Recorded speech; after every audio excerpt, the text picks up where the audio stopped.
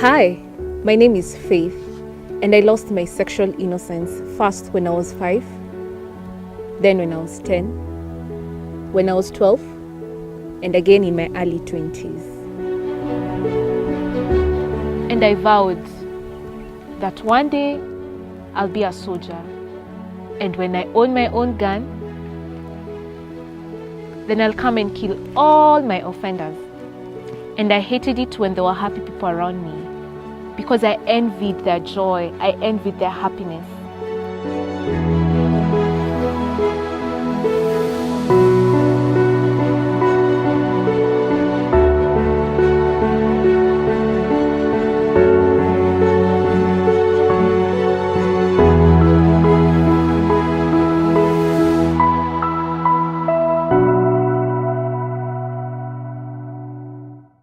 For a long time, some of my friends thought that I was complicated.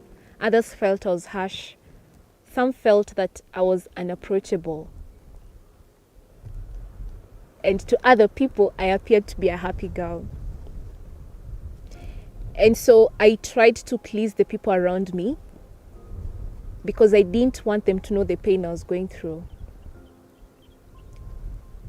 I had some deep pain.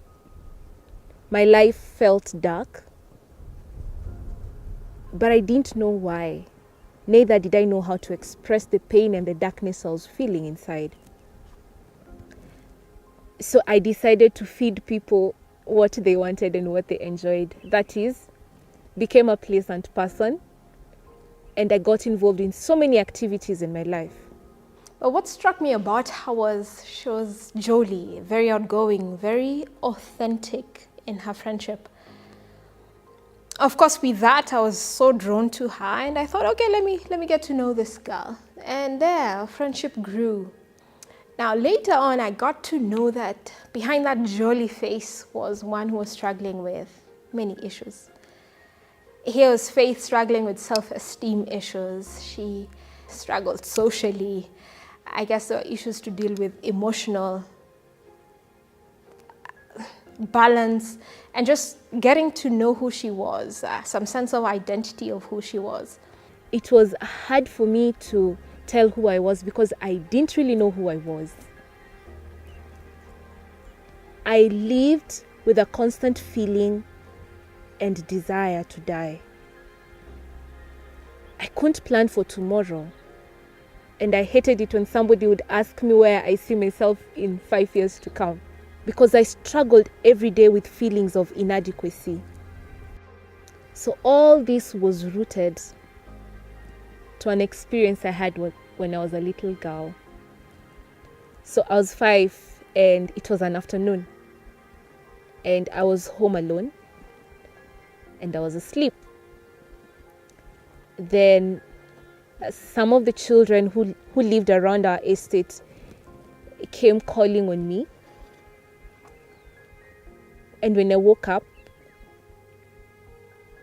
I still don't understand why I joined them, but I did. Just like a little curious girl, I joined them because they invited me to go see the game that they were playing. And so I walked innocently, not knowing that it would be the beginning of my doom. So they took me behind some house. There were some older girls there who instructed me to lie down. I was scared. I couldn't run away. I froze.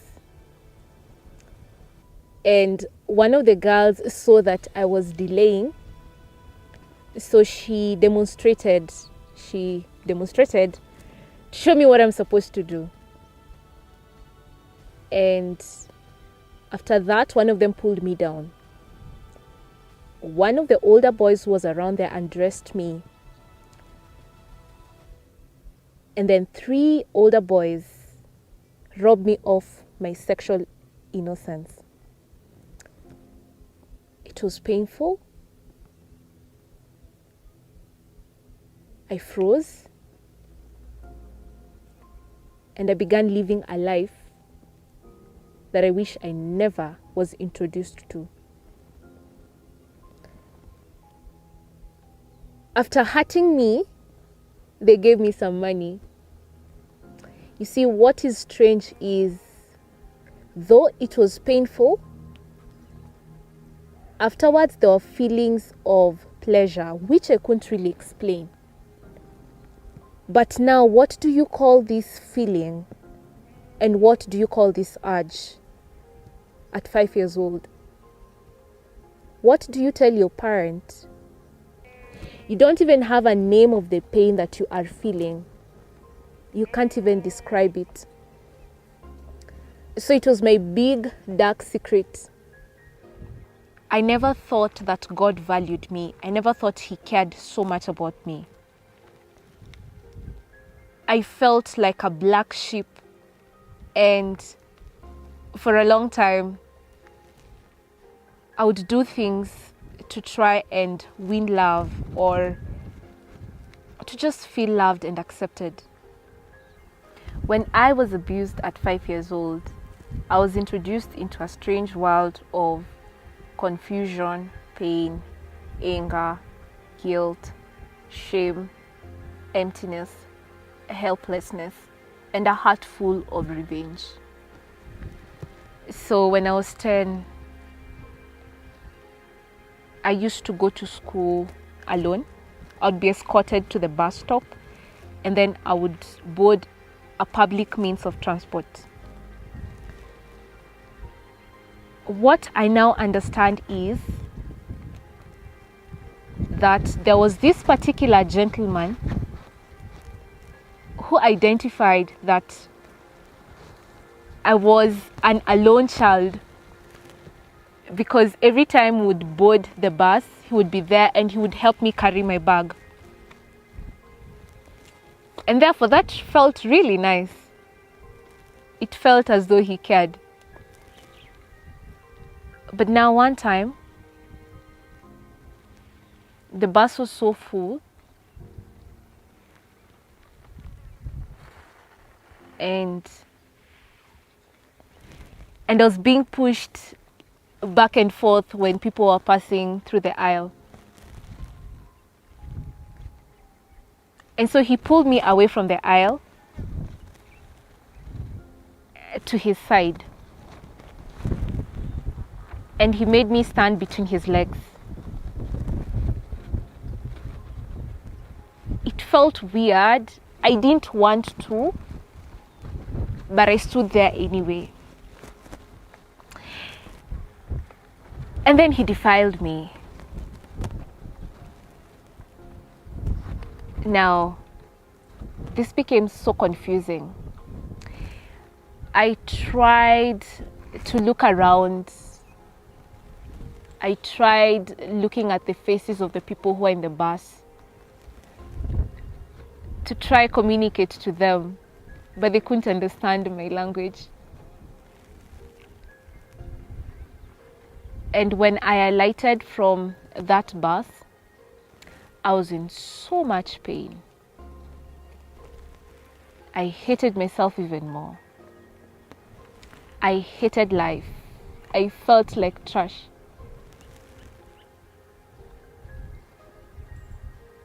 And honestly, I didn't want to live anymore. But I had to go to school. So on my way to school, I tried crossing the road carelessly, hoping that the vehicle would knock me down and, take me away from this life that was ugly and painful. But the driver was careful enough to swerve away. I walked to school in pain. And that day, I couldn't even play with my friends. And again, I didn't tell anyone about it. So from that time, I began having infections. Again, I couldn't tell my mother because I feared she would tell me that I'm probably not careful with my hygiene. The constant thought of ending my life kept bugging my mind.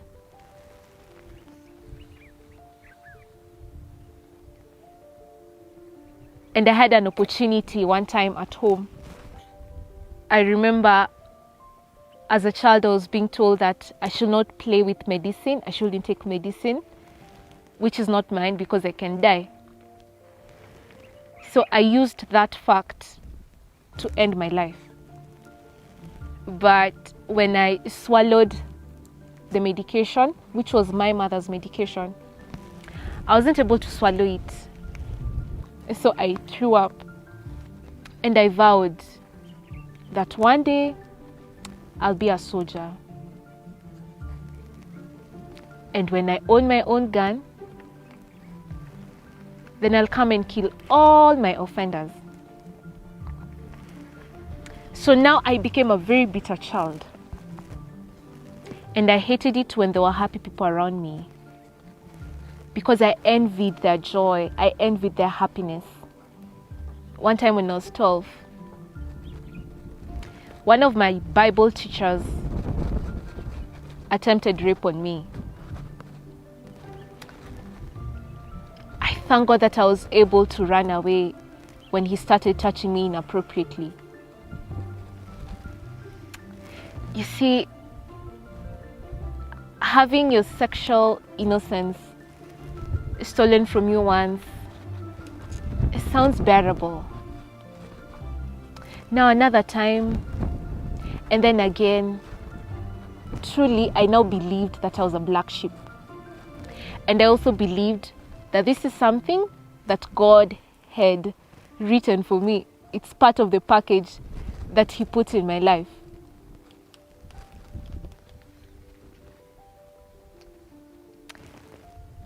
Having no view for the future, having no hope for the future, made me not to even pay attention in my studies so much. I only put effort in my studies to avoid conflicts with my parents. But truly, I never saw anything. I never saw anything or anyone I would ever become in my life. So after the 12-year-old experience, life became so confusing. It became more confusing, because now I kept wondering why God allowed even someone whom I looked up to again want to hurt me. And so I began fearing going to church. And I honestly never wanted to have a relationship with God. Then this became worse when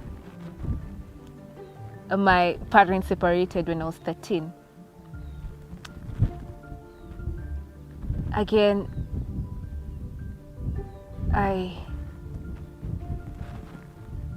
lost meaning of life. And nothing about God made sense. And so I hated it being a girl. It felt as though being a woman was a burden. And for a long time, I blamed myself for the several abuse experiences I went through. I knew that I was the one who was attracting the men to me. I never thought that it was their mistake. I never thought that it was wrong. I felt that I deserved it. Why? I don't know. And I remember just before I cleared high school, I really wanted to change my gender and even researched on it. So I was even discussing it with some of my schoolmates. And one of them told me that, what if I die? Don't I fear dying? And I remember telling them that would even be better because it would end my pain. And he told me that Do you think God wants you to change your gender? If He wanted you to be a boy, He would have created you as a boy. But in my head, I was like, does God really care? Does He care about my gender? I don't think He cares about my pain. So you see, a combination of the things I went through, that is, a combination of the sexual abuse, and then my daddy leaving, and then my mom gets a road traffic accident when I was 14. All this shattered my life. And sometimes I feel that my mom's accident was a blessing because it was now the main thing that was in my life, and it helped numb the other pain that I had. So I tried to serve my mother with all my heart, hoping that someday the pain will go away, or God will see this and somehow reward me. And so these are the lies I believed. But you see, every time I served my mother, I kept feeling inadequate. I felt that I wasn't doing my best, and my self-worth kept on going down and under and under. So at some point I got into romantic relationships to try and figure out myself, to try and look for love and acceptance and validation. But even this didn't really pay much. I felt empty, I felt wasted, and I felt unworthy. Until one time when I had somebody share their story of victory through sexual abuse. Then I decided to give God a chance. And so I thought, if God helped them, then He can help me as well. And so I began a journey to trust God. I got into church and mission activities, which gave me opportunities to view God in a different way, to know God for myself. I learned how to study the Bible for myself and how to listen to God's voice. And one time my burden of guilt was taken away from me when I read the book of John 3:17 that says that for Christ did not come to condemn the world, but that the world through Him may be saved. So I knew that I didn't have anything to do. I didn't have to do anything to earn salvation. That Jesus came to die for me even before I knew Him. That He saw my pain even before I went through. And He chose to endure the same pain when He was stripped naked, when He was abused violently, when He was mocked and beaten up, when He was dragged on His way to Golgotha. And then He chose to die, and then He became alive again, that through Him I can find victory. So that is the journey that helped me to stand in the truth that God loves me. And though I have the scars, yes, the scars will remain to tell the story, but I am not bounded to my past. That my past does not define me. And so when I began this journey, it's not like the feelings and the thoughts of pain and hatred went away, no. I learned now how to forgive, which wasn't an easy process, but it was possible. I came to realize that I cannot change what happened to me, but how I live now is my responsibility.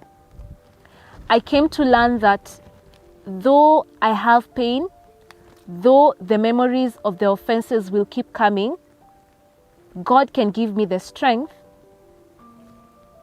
to heal and to forgive. When we have challenges in life, most of us pray and we ask God to move the mountains. But with faith, it is different. She has embraced climbing the mountain to get to the other side of life. She is focused, and through her focus, she has learned the secret of placing herself in positions where God can bless her. One of the things that helped me accept and embrace God's love was the gift of friends. For a long time, I didn't know how to relate to my friends because I didn't know how they would treat me after they have known the real me. Because now you see I was living a double life. But when I got vulnerable with some of my friends, they supported me. Our friendship grew deeper. And days that I feel helpless, I'm able to reach out to them, and you're able to pray together with them. And that showed me that God truly loves and values me. When Tina was celebrating her 27th birthday, I remember she took the time to invite about 30 friends, and I think I found that really significant. And during the birthday celebration, she had something to say for every person she had invited there. So for someone who's gone through a lot, I think that's very encouraging to all of us, that regardless of what you have gone through, you can build upon that and use it to create a message and to make the world a brighter place. Some of the things that helped me in my healing journey were accepting that it wasn't my fault. I also came to realize that keeping quiet with the pain makes it worse, because we cannot heal what we don't reveal. And so when I first opened up to talk about what I was going through, I was able to find help. And it's through that I came to realize that God actually loves me. I stopped holding on the grudges and chose to work on the pain that I was going through. So yes, I acknowledged that an offense was done to me, but I didn't focus so much on the offender. Because the more I focused on the offender, I realized that it was hurting me again and again. And so I chose to pray, to ask God to help me let go of the offenders and find healing through Him. And for me, that which the devil planned for evil to destroy my life, God has turned it for good, in that I can speak to somebody else who's hurting, and I know that the same God who helped me will also help them. I know it's very, very hard, and it's even more hurtful to talk about the experience, because you don't know whether somebody is going to believe you. And I know how it hurts when someone rejects you. Now, I must tell you, Faith is a warrior. For her to, one, open up and express herself and say what she's going through, I think that was very bold, very courageous. And as I got to learn more of her, I saw how much she embraced challenges. Whatever came her way, she took it in. She took it in. Her experiences in the past have just made her to be a better teacher and bold enough to share her story to make a difference in somebody else's life. One of the major things I struggled with was post-traumatic stress disorder. It was actually complex because I would have flashbacks of what I went through. And many times this would keep me from even doing my daily duties. And for a long time, I didn't know how to escape that truth, because I would have constant fear of being abused. And many times it felt as though I was abused a few minutes before, or it was happening at that time. But when I visited this therapist, then she helped me to understand what I was going through, and she helped me know how to break the cycle. Now, post-traumatic stress disorder is bad in this way. Okay, I can't really say bad, but it can make you feel like a prisoner. because you will believe the fears that you have, and even your body will respond as though you're being attacked at that time. Therefore, you'll find that your heart will start beating really fast. You'll even not be able to move. You will freeze. And a lot of times, you won't even have control or the ability to even ask for help. So for a long time, I didn't understand what I was going through until I described what I was going through. And so to end this, or rather to cope up with this, I needed to identify my triggers. So triggers are things or places or smells or objects that remind you of the sexual abuse. So I needed to be careful enough to identify what my triggers were. Sometimes it's somebody's name.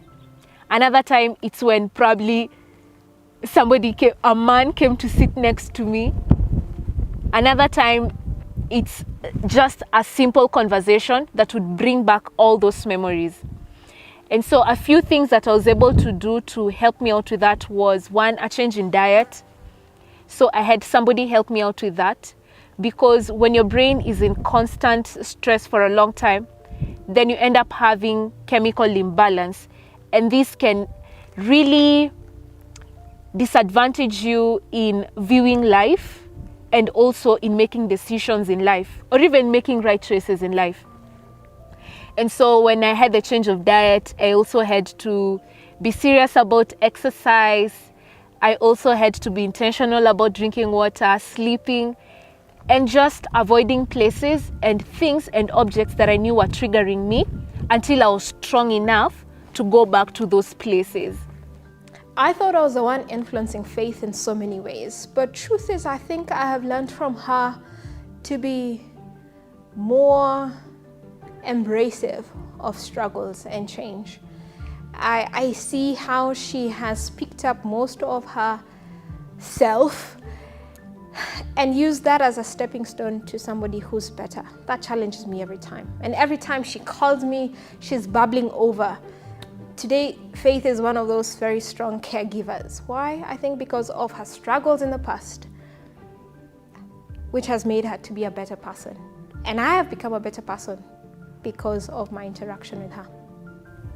Many times we think that abusers are strangers or some dirty, ragged people who come to attack our children. But the sad truth is, most abusers are people who spend most time with our children. And these are people who identify children who yearn for love. They can easily identify children who look for attachment. And when they're able to win their trust, then they take advantage of them. One thing that I would like you to understand is the reason why we report abusive cases is most abusers are just revengeful survivors of sexual abuse. When someone has not dealt with their sexual past, especially if it was an abuse, then they live with a hard heart that wants to hurt other people. As the statement goes, hurting people hurt people. And then I know sometimes it can be difficult for families to report because you feel that this is your family member and that you're going to ruin the name of your family. Now, in those moments, you really need to think about the health of your child, the future of your child, than the relationship that you have. When a child is silenced after they have spoken up, many times they won't even come back to report when something else happens to them. So let's learn to believe the children, because with sexual abuse, the only evidence that exists is the story of the survivor.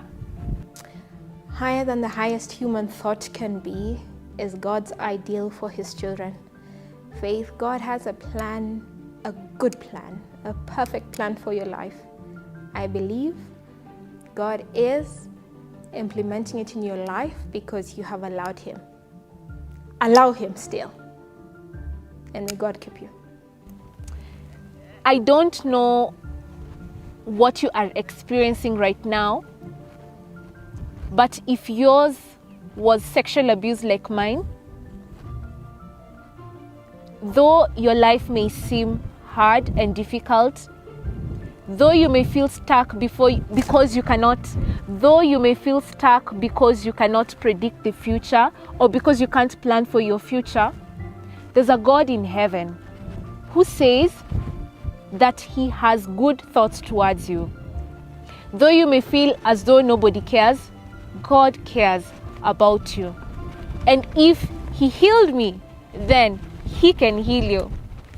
Again, remember that God can use your deepest pain to launch your great calling. You can choose to suffer proudly and do not suffer miserably.